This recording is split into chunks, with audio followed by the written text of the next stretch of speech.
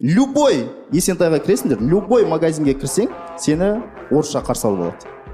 Да?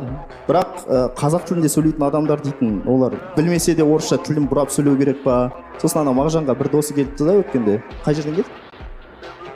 Швейцариядан бір досы келіп жатыр да, сол айтады, мен Қазақстанда жүрмін дейді да, бірақ мағжанға келіп айтады да, кажется, сендерде қазақ тілін білгеннен гөрі орыс тілін білген ыңғайлырақ сияқты ғой дейді. Өткенде бір кафеге бардық, қазақи кафеге бардық, атын айтпай қойып, ең жүріп жүргені қазақи көйлек киіп алған, официант қойшы, бәрі. Тары.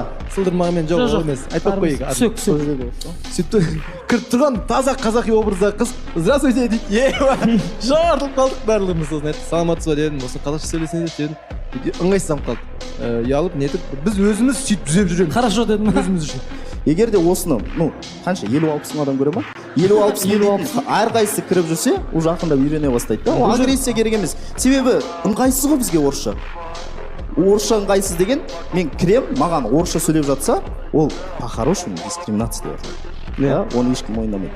Бірақ ақырындап сөйтіп жасай берсек, біздің өзіміздің елімізде тұру ыңғайлырақ болады. Сол кезде ешкім айтпайды келіп алып, сендерде орысша сөйлеген ыңғайлырақ екен деп айтады. Бұл жерде әр адамның өзінің құқығы бар. Өзіңе ыңғайлы тілде сөйле. Саған өз еліңде, өз тіліңде ғана қызмет жасау керек.